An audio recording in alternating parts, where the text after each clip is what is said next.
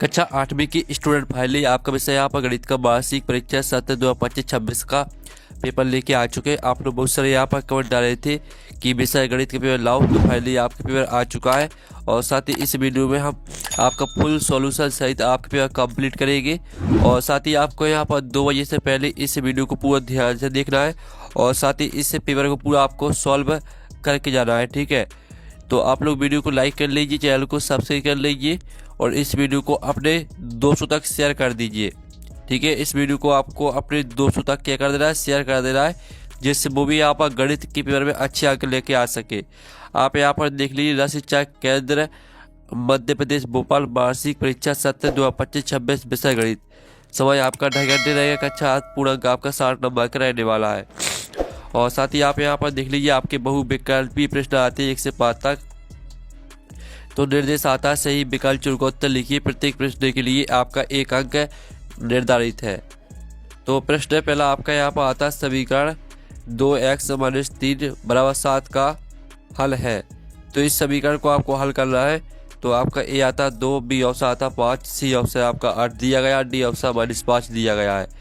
तो आपका यहाँ पर 2x - 3 = 7, इसको आप हल करना है, ठीक है। तो आप यहाँ पर देख लीजिए 2x - 3 = 7। तो आपका हो जाएगा 2x = 7 + 3, ठीक है। आपका 3 उस साइड जाएगा तो प्लस में हो जाएगा। तो 2x बराबर आपका जाएगा 10। तो 10 में आप यहाँ पर क्या करेंगे, 2 का भाग देंगे, ठीक है। 2 का भाग देंगे तो आपका x = 5 आ जाएगा। तो आपका जो पहले का आंसर रहेगा वो आपका बी हो जाएगा 5। फिर आपका यहाँ पर देख लेते हैं दूसरा आता है किसी संख्या के दोगुनों में 8 जोड़ने पर 32 प्राप्त होता है, वह संख्या होगा। तो आपका ये आता है 12, ठीक है। आपका ए ऑप्शन 12 दिया गया, बी ऑप्शन आपका 14 दिया गया है और सी ऑप्शन 16 दिया गया है और डी ऑप्शन आपका 18 दिया गया है। तो प्रश्न दूसरा आता है किसी संख्या के दोगुने में 8 जोड़ने पर 32 प्राप्त होता है, वह संख्या होगा। तो इसका राइट आंसर आपका यहाँ पर 12 हो जाएगा, ठीक है। ए राइट आंसर रहेगा। फिर आपका यहाँ पर तीसरा देख लेते हैं स्टूडेंट। तो आपका यहाँ पर तीसरा आपका यहाँ पर दिया गया है एक चतुर्भुज के विकर्ण परस्पर लंब समद्विभाजक है तो चतुर्भुज होगा। तो आपका यह था आयत, बी था समचतुर्भुज और सी था समांतर चतुर्भुज और डी था समलंब।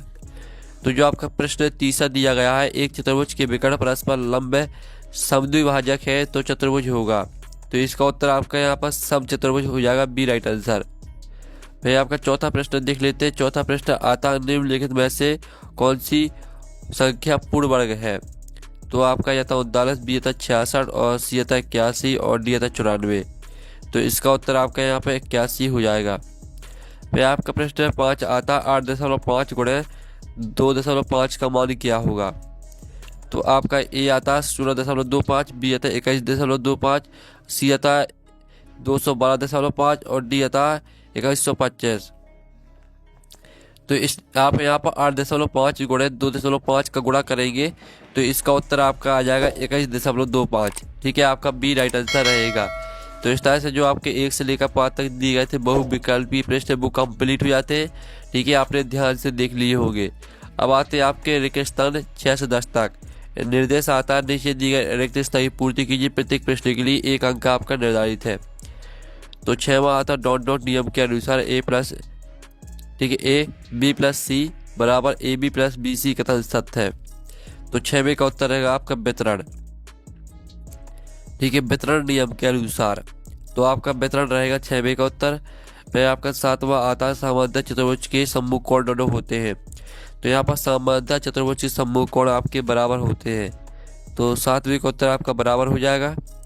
और फिर आपका 8वां आता है आयत चित्र एक प्रकार का डॉट है जो आंकड़ों के अंतराल में दर्शाता है।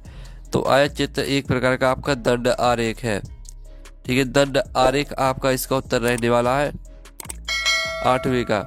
फिर आपका यहाँ पर 9वां आता अंकित मूल पर दी गई छूट दोनों कहलाती है। तो यहाँ पर अंकित मूल पर दी गई छूट आपकी बट्टा कहलाती है।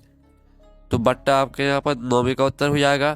फिर 10वां आता संख्या 1024 का बीजांक है। तो संख्या 1024 का जो बीजांक रहेगा वो आपका यहाँ पर 7 रहेगा। तो इस तरह से जो आपके रेगिस्तान है वो कंप्लीट हो जाते हैं। अब आते हैं आपके अति लघुत्तरीय प्रश्न 11 से 16 तक। तो 11वां आता है सामान्यतः चतुर्भुज के 2 कोण लिखिए, और 12वां आता है इतने कि आपको मानक रूप लिखना है, और 23वां आता अनुपात किस प्रकार की राशियों के पारस्परिक संबंध को व्यक्त करता है, और 14वां आता है यदि 1 किलोग्राम चीनी का मूल्य 18 रुपये है तो 3 किलो चीनी का मूल्य क्या होगा, और 15वां आता है A B minus B C, B C minus C A, C A minus A B का योग ज्ञात कीजिए, और 16वां आता है यदि एक प्राकृतिक संख्या m में m को n स्क्वायर से व्यक्त किया जाता है, जहां भी एक प्राकृतिक संख्या है तब m एक संख्या है। तो चलिए आपका 11, 12, 13, 14, 15, 16 यानी कि जो आंसर है वो देख लेते हैं। तो स्टूडेंट आपका यहाँ पर 11वें प्रश्न का आंसर है समांतर चतुर्भुज के आपको 2 कोण लिखे थे, सम्मुख भुजाएं बराबर और समांतर होती है, सम्मुख कोण बराबर होते हैं। और आपको 12वें प्रश्न में मानक रूप लिखना था, तो इसका मानक रूप 2.16 गुणा 10 की घात 7 हो जाएगा। और 13वां प्रश्न आपका दिया गया था अनुपात किस प्रकार की राशियों के संबंध को व्यक्त करता है, तो अनुपात 2 समान इकाई वाली राशियों की तुलना व्यक्त करता है।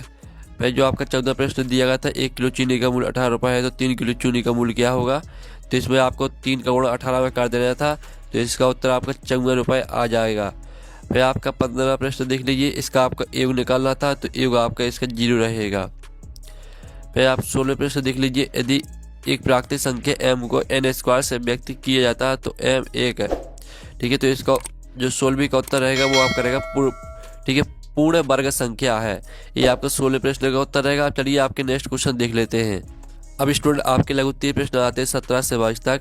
तो 17वां आता है, ठीक है, आपको इसको 5x प्लस 7/2 बराबर 3/2x मतलब 14 को हल करना है आपको। 18वां आता है निम्न समीकरण को सरल रूप में बदलते हुए हल कीजिए, तो इसको आपको सरल रूप में बदलना है। फिर आपको 19वां आता अच्छी प्रकार से फेंटी हुई 52 ताशों की एक गिड्डी में से एक इक्का प्राप्त करने की प्रक्रिया बतानी है। 20वां आता हुआ है सबसे छोटी संख्या ज्ञात कीजिए जिससे 243 को गुणा करने पर पूर्ण घन प्राप्त हो जाए। 21वां आता एक ऐसे घनाभ की ऊंचाई ज्ञात कीजिए जिसका आयतन 275 घन सेंटीमीटर और आधार, ठीक है, आधार का क्षेत्रफल 25 सेंटीमीटर स्क्वायर है। 22वां आता यदि चमेली के पास है अपने धन का 75% खर्च करने के बाद 600 रुपये बचे तो ज्ञात कीजिए कि उसके पास शुरू में कितने रुपए थे। तो चलिए आपका 17, 18, 19, 20, 21, 22 इनके उत्तर देख लेते हैं। तो स्टूडेंट आप यहाँ पर 17वें प्रश्न का आंसर देख लीजिए, जिसमें आपको समीकरण को हल करना था, तो इसका आंसर आपका x बराबर -5 आ जाएगा। फिर आपका 18वें क्वेश्चन में आपको यहाँ पर समीकरण 3t-3 बराबर 5 2t + 1 को, ठीक है, हल करना था, तो इसका आंसर आपका t बराबर -2 आ जाएगा उत्तर। फिर आपका यहाँ 19वें प्रश्न में आपको 52 ताशों की गड्डी में से एक इक्का प्राप्त करने की प्रक्रिया ज्ञात करनी थी।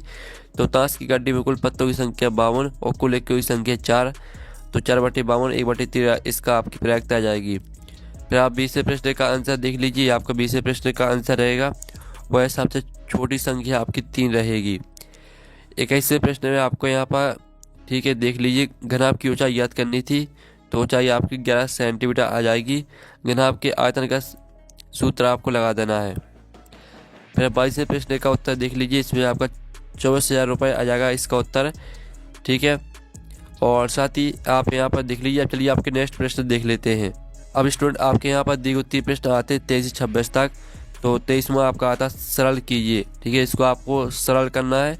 24वां आता एक दूध का टैंक के बेलन के आकार का जिसकी त्रिज्या 1.5 मीटर और लंबाई 7 मीटर है। इस टैंक में भरे जा सकने वाले दूध की मात्रा लीटर में ज्ञात कीजिए। और 25वां को आपको इतने में से इतना घटाना है। और 26वें प्रश्न देख लीजिए, ठीक है। तो चलिए आपका यहाँ प्रश्न 23, 24, 25, 26 इनके आंसर देख लेते हैं। तो स्टूडेंट आप यहाँ पर देख लीजिए, ये आपका 23वें प्रश्न का आंसर रहेगा। इसमें आपको, ठीक है, इसको हल करना था। तो ये आपका 2a² - 3b² - ab - ac + 4bc, ठीक है। फिर आपका 24वें प्रश्न का आंसर देख लीजिए, इसका आंसर आपका 49,500 लीटर आंसर आ जाएगा। इस तरह से आपको हल करना है। और 25वें प्रश्न में आपको यहाँ पर घटाना था, तो इसका आंसर आपका -pa² + 5pq²। और 26वें प्रश्न का आंसर देख लीजिए। तो इस तरह से जो आपका गणित का पेपर है वो कंप्लीट हो जाता है। तो इस वीडियो को अपने दोस्तों तक शेयर कर दीजिए, वीडियो को लाइक कर लीजिए, चैनल को सब्सक्राइब कर लीजिए। हम नेक्स्ट वीडियो मिलते हैं। Thanks for watching.